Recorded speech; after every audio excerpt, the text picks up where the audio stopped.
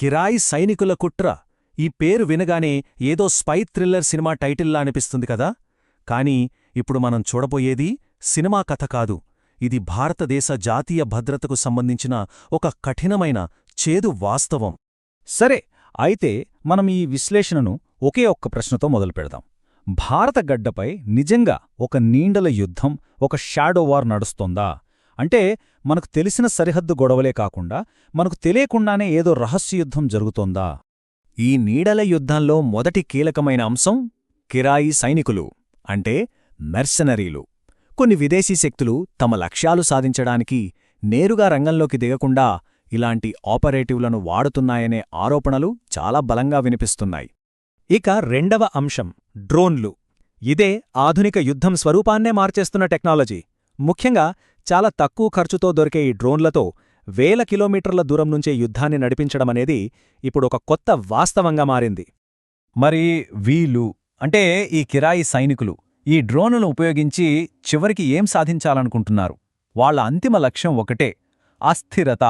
ముఖ్యంగా భారతదేశ ఈశాన్య ప్రాంతంలో ఒక సంఘర్షణ మండలాన్ని, అంటే ఒక జోన్ ఆఫ్ కాన్ఫ్లిక్ట్ను సృష్టించి దేశాన్ని లోపల్నించి బలహీనపరచాలనేదే అసలు ప్లాన్. సరే, మొదటి భాగంలోకి వెళ్దాం. ఒక అంతర్జాతీయ ఉగ్రకుట్ర. అసలు ఈ కథంతా ఎలా మొదలైంది, ఇది ఎలా బయటపడిందంటే ఒక హైస్టేక్ స్టింగ్ ఆపరేషన్తో. అసలు ఏం జరిగిందో ఇప్పుడు చూద్దాం.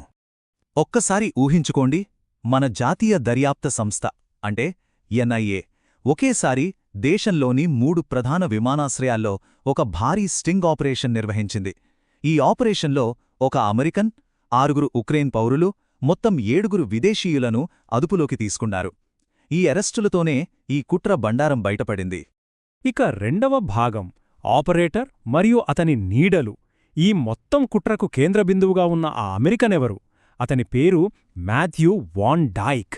ఇతని నేపథ్యం మొత్తం వైరుధ్యాలతో, రహస్యాలతో నిండి ఉంది. ఈ మాథ్యూ వాన్ డైక్ ఒక చిక్కుముడి లాంటివాడు. ఒకవైపు చూస్తే అమెరికాలోనే ఎంతో ప్రతిష్టాత్మకమైన జార్జ్ టౌన్ యూనివర్సిటీ నుంచి సెక్యూరిటీ స్టడీస్లో మాస్టర్స్ చేసిన ఒక పండితుడు. మరి మరోవైపు చూస్తే లిబియా, ఇరాక్, ఉక్రెయిన్ లాంటి అత్యంత ప్రమాదకరమైన యుద్ధక్షేత్రాల్లో పోరాడిన ఒక అంతర్జాతీయ కిరాయి సైనికుడు. ఈ రెండూ ఒకే వ్యక్తిలో ఎలా సాధ్యం? ఇదే అతని అసలు ఉద్దేశాలను మరింత మిస్టీరియస్గా మారుస్తోంది.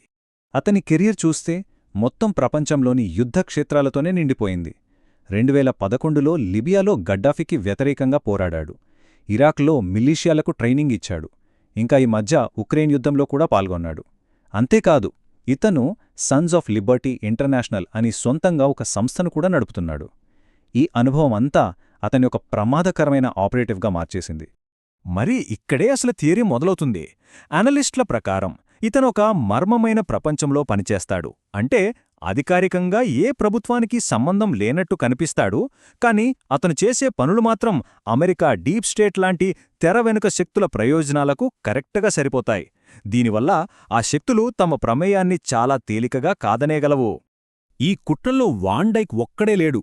అతనితో పాటు మరో 6 ఉక్రెయిన్ దేశస్థులున్నారు. రష్యాతో జరుగుతున్న యుద్ధం వల్ల వాళ్లు ఆధునిక డ్రోన్ వార్ఫేర్లో ప్రపంచంలోనే టాప్ ఎక్స్పర్ట్స్గా మారారు. వాళ్ళ దగ్గరున్న ఈ ప్రత్యేకమైన నైపుణ్యమే ఈ ఆపరేషన్ను మరింత ప్రమాదకరంగా మార్చేసింది. ఇక మూడవ భాగం ఈశాన్య ఉద్రిక్తతలు. ఇంతకీ ఈ ఆపరేషన్కు మన ఈశాన్య భారతదేశాన్నే ఎందుకు ఎంచుకున్నారు? ఆ ప్రాంతం ఒక జియోపొలిటికల్ చెస్ బోర్డ్లో ఎందుకంత కీలకంగా, సున్నితంగా మారిందో చూద్దాం. ఒక్కసారి ఈ నెంబర్ చూడండి, 1640 కిలోమీటర్స్. ఇది మన దేశానికి మయన్మార్కు మధ్య ఉన్న సరిహద్దు పొడవు. ఇందులో చాలా భాగం దట్టమైన అడవులతో ఎటువంటి కంచె లేకుండా ఉంటుంది. అంటే సరిహద్దు దాటడం చాలా తేలిక. ఈ ఒక్క సంఖ్య చాలు ఆ ప్రాంతంలో భద్రత కల్పించడం ఎంత పెద్ద సవాలో చెప్పటానికి. నాలుగవ భాగం ఒక కొత్త యుద్ధానికి ప్రయోగశాల. సరే, ఇంతకీ ఈ కిరాయి సైనికుల బృందం ఈశాన్య ప్రాంతంలో రహస్యంగా ఏం చేస్తోంది? వాళ్ల ఆపరేషన్ ప్లాన్ ఏంటో ఇప్పుడు వివరంగా చూద్దాం. ఆరోపణల ప్రకారం వాళ్ల ఆపరేషన్ ఒక 3 దశల ప్రణాళిక. మొదటి దశ చొరబాటు. ఎటువంటి పర్మిట్లు లేకుండా మిజోరంలోకి అక్రమంగా ప్రవేశించడం.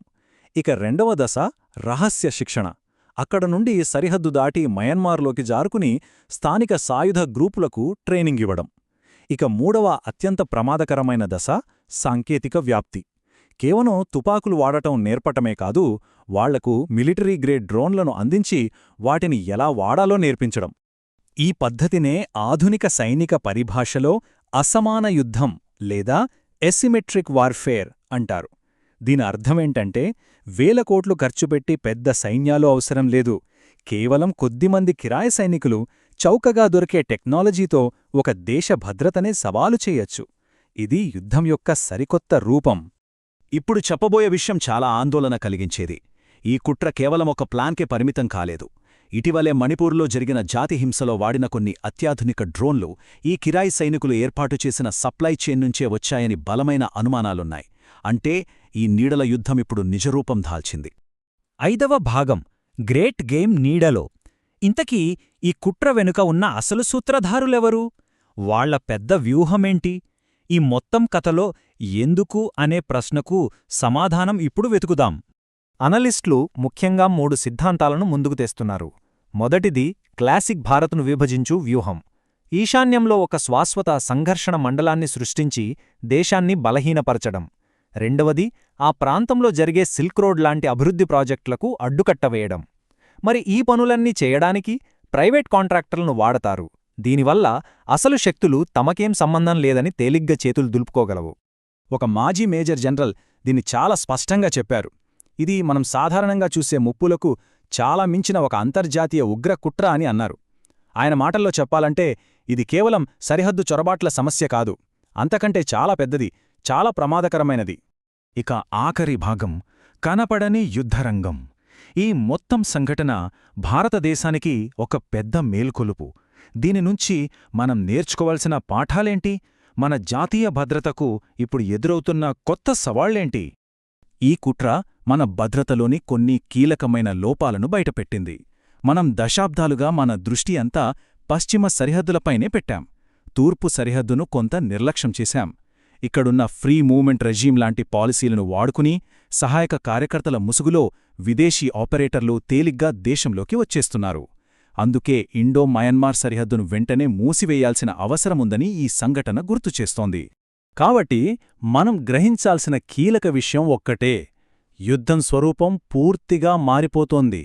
ఇకపై ముప్పు కేవలం శత్రుదేశాల సైన్యాల నుంచే రాదు, మన సొంత గడ్డపైనే పనిచేసే చౌకైన, నీచమైన కిరాయి సైనికుల నుంచే వస్తుంది. ఇది భారతదేశం ఎదుర్కోవాల్సిన సరికొత్త ముప్పు. ఇది మన ముందు ఒక పెద్ద ప్రశ్ననుంచుతుంది. భవిష్యత్తులో యుద్ధాలు దేశాల సైన్యాల మధ్య జరుగుతాయా, లేక తెరవెనుక ఉండే కార్పొరేషన్లు, ప్రైవేట్ కాంట్రాక్టర్ల మధ్య జరుగుతాయా? యుద్ధం ఒక దేశ విధానం నుంచి ఒక కార్పొరేట్ వ్యాపారంగా మారుతోందా? దీని గురించి అందరం ఆలోచించాల్సిన అవసరముంది.